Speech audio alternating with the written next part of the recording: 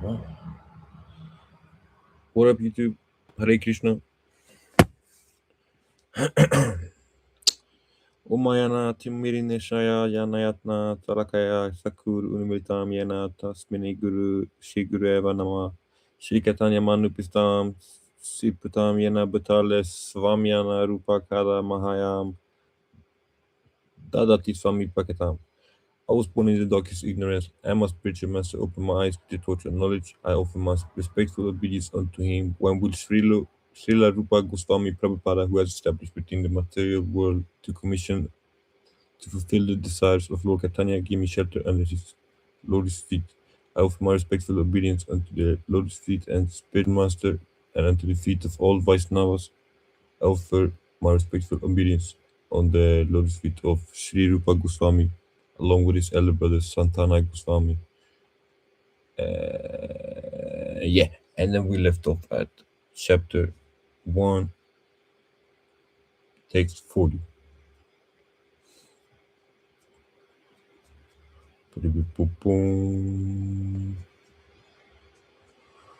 Okay, so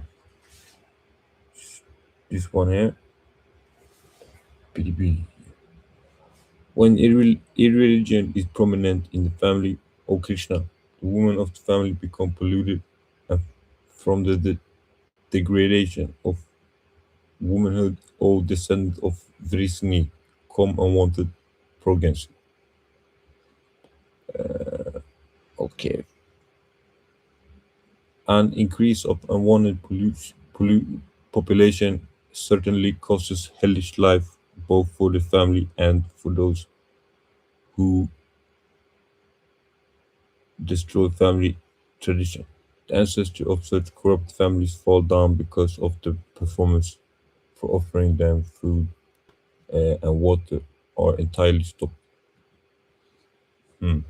According to the rules and regulation of fruitive activities, there is a need to offer periodical food and water to the forefathers of the family. This offering is performed by worship of Vishnu because eating the remnant of food offered to Vishnu can deliver one from all kinds of sinful reactions. Sometimes the forefathers may be suffering from various types of sinful reactions, and sometimes some of them cannot even acquire such a material body and are forced to remain in such bodies as ghosts. These were remnant of prasadam food are offered to forefathers by descendants. The forefathers are released from ghostly or other kinds of miserable life. Such help renders the forefathers is a family tradition, and those who are not in devotional life are required to perform such rituals. One who is engaged in the devotional life is not required to perform such actions. Simply by performing devotional service, one can deliver hundreds and thousands of forefathers from all kinds of misery. It is stated in the Bhagavatam, the Devaras, the Devarsi Bhuktapa Nirnama Piternam Nakiranu Nayam Rina Sayan Sarvatman Yasaram Saranam Gatu Muktanam Pritavaya Karam. Anyone who has taken shelter of the lotus feet of Muktanda, the giver of liberation, giving up all kinds of obligations, and has taken to the path in all seriousness, owes neither duties nor obligations to the demigods, sages, general living entities, family members, humankind, or forefathers. Such obligations are automatically fulfilled by performance of devotional service to the Supreme Personality of God. Please.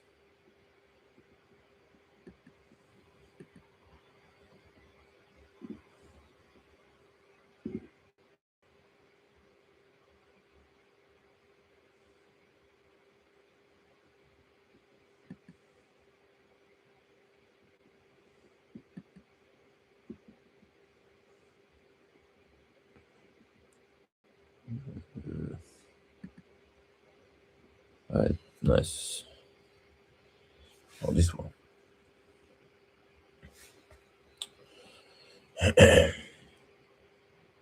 by the evil deeds of those who destroy the family tradition, and this will give rise to unwanted children.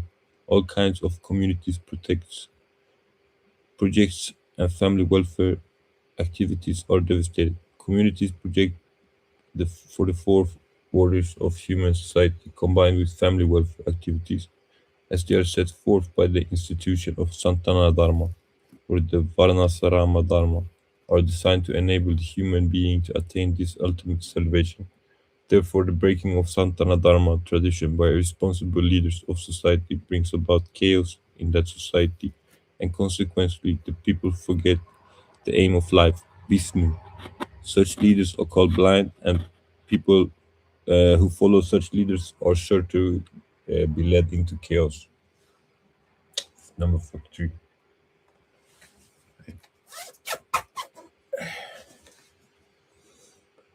Um, O Krishna, maintainer of the people, I have heard by disciplic succession that those whose family traditions are destroyed dwell always in hell. Ajwana based his arguments not on his own personal experience, but on what he has heard from the authorities. That is the way of receiving real knowledge. One cannot reach the point of real factual knowledge without being helped by the right person who is already established in that knowledge. There is a system in the Varnarama institution by which, before death, one has to undergo the process of atonement for his sinful activities. One who is always engaged in such activities must utilize the process of atonement called prayasita. Without doing so, one surely will be transferred to hellish planet to undergo miserable lives as a result of sinful activities. Number 44. Alas, how strange it is that we are preparing to commit greatly sinful acts. Driven by the desires to enjoy royal happiness, we are intent to killing our own kinsmen. Driven by selfish motives, one might be inclined. Okay, this is proper. Driven by selfish motives, one may be inclined to such sinful acts of killing one's own brother, father, or mother. There are many such instances of history of the world, but Arjuna, being a saintly devotee of the Lord, is always conscious of moral principles and therefore takes care to avoid such activities. 45. Better for me if the son of Taransatra, weapons in hand, were to kill me unarmed and unresisting on the battlefield. Okay, purport. In the custom according to Kshatriya fighting principle that an unarmed and unwilling foe should not be attacked. Arjuna, however, decided that even if attacked by an enemy in such an awkward position, he would not fight. He did not consider how much the other party was bent upon fighting. All these symptoms are due to soft heartedness resulting from his great devotee of the Lord, from being a great devotee of the Lord. Okay, number 46.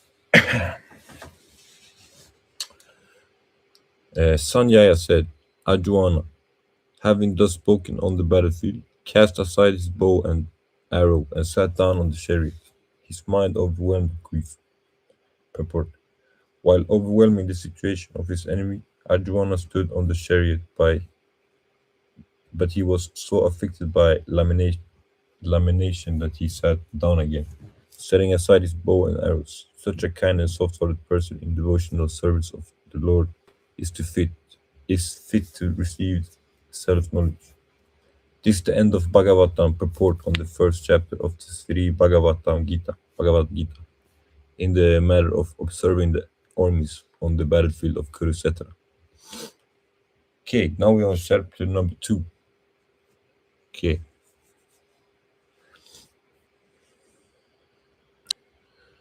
so Sanya Uvaka. Okay, this I stopped reading them. I don't know. It's kind of hard. Sanyaya said, seeing Arjuna full of compassion, his mind depressed, his eyes full of tears. Madhusutanam, Krishna spoke the following words. Um, the Supreme Personality of Godhead said, "My dear Arjunan, how have these impurities come upon you? They are not at all befitting a man who would know the value of life. They lead to not higher planets but infamy, infamy. Krishna and the Supreme Personality of Godhead are identical. Therefore, Lord Krishna is referred to as Bhagavatam throughout the Gita. Bhagavan is the ultimate in the absolute truth. The absolute truth is realized in the three phases of understanding, namely Brahman or the impersonal all-pervasive spirit, Paratanam or the localized aspect of the Supreme within the heart of all living entities, and Bhagavan or the Supreme Personality of Godhead, Lord Krishna. In the Bhagavatam, the conception of the absolute truth is explained. Vatandi tattatvi vidas tattavam yayinam advayam rahemeti paravatameti bhagavam iti sadhyayate. It's almost motherfucking English speech. The absolute truth is realized in these three phases of understanding by the knowledge by the knower of the absolute truth, and all of them are identical. Such phases of the absolute truth are expressed as Brahma, Parat, Paratma, Paramatma, and Bhagavan. These three divided aspects can be explained by the example of the sun, which also has three different aspects, namely the sunshine,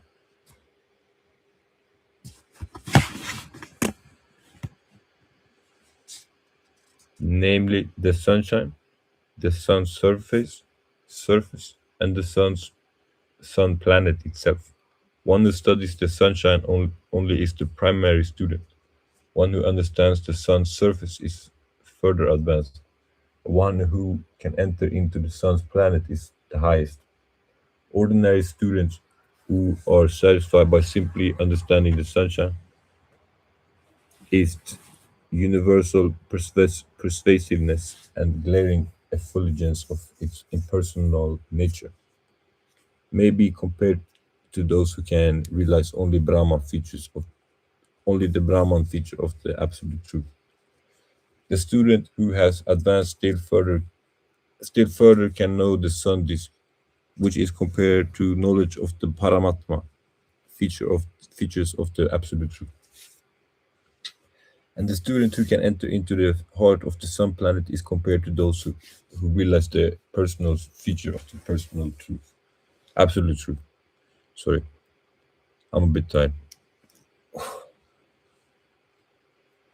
Therefore, the Bhaktas or the transcendentalists who have realized the Bhagavan features of the absolute truth are the topmost transcendentalists, although all students who are engaged in the study of the absolute truth are engaged in the same subject matter, the sunshine, the sun disk, and the inner affairs of the sun planet cannot be separated from one another. I've heard that concept before, like the there's three ways of seeing it: Paratma, and Bhagavan. Uh, as in, it's like also when if you look at a hill and you can either be far away from the hill, you see it, you can be on the hill, or you can be on the bottom of the hill. It's interesting. It's the same like concept.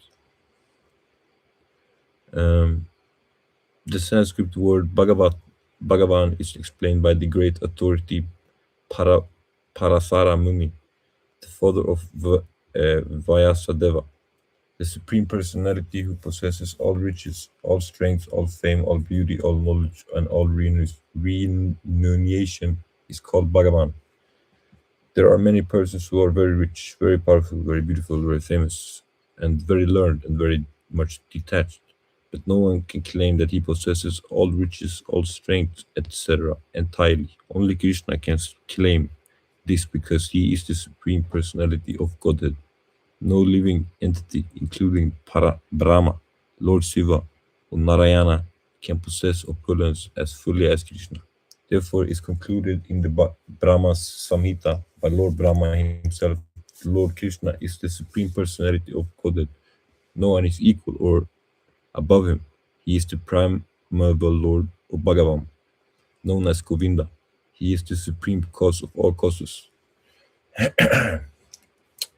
Tesvara Param Krishna Saksida Ananda Vigaram Anadir Adir Govinda Sarva Karana Karna. There are many personalities possessing the qualities of Bhagavan, but Krishna is the supreme because none can excel him. He is the supreme person, and his body is eternal, full of knowledge and bliss. He is the primeval. What's the word? Primeval. Primeval. Primeval?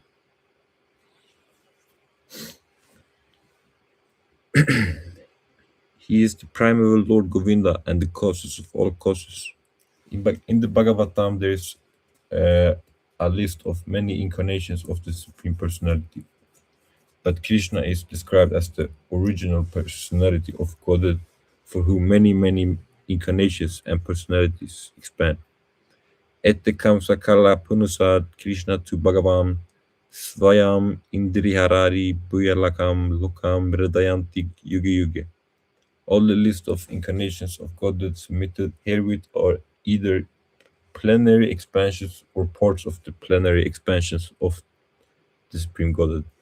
But Krishna is the Supreme Personality of Godhead Himself.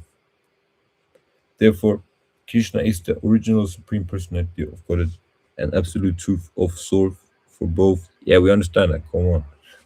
This part they kind of push down your throat in the books, but you kind of get it when you go over there and visit. But it's can be a little bit overput in the book. In the presence of the Supreme Personality of God, Arjuna's lamentations for his kinsman is certainly unbecoming, and therefore Krishna expresses his surprise with the word kuta, wherefrom such impurities were never expected from a person belonging to the civilized class of men known as Aryanas. The word Aryan is applicable to persons who knows the value of life and have civilized based on spiritualized revelations. Persons who are led by the material conceptions of life do not know the aim of life is realization and the absolute truth, Vishnu or Bhagavatam. And they are captivated by the external features of the material world, and therefore they do not know what liberation is. Persons who have no knowledge of liberation from material bondage are called non-Aryanas. Although Aryana was a Kshatriya, he was divided from his prescribed duty by declining, declining to fight. The act of cowardice is described as befitting the non-Aryanas. Such deviation from duty does not help one in the progress of spiritual life, nor does it even give one opportunity to become famous in this world. Lord Krishna did not approve of his so-called compassion of Arjuna's for his kinsman. Boom. All right.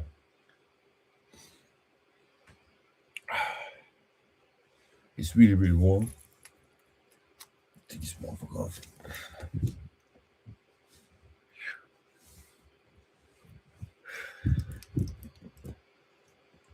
Okay. Hare Krishna, bro. All right. Chapter 2, number 3. O son of Pratma, do not yield to this degrading impotence. It does not become you. Give up plenty weakness of heart and arise, O chaste of the enemy. Arjuna was addressed as the son of Pratma, who happened to be Swami.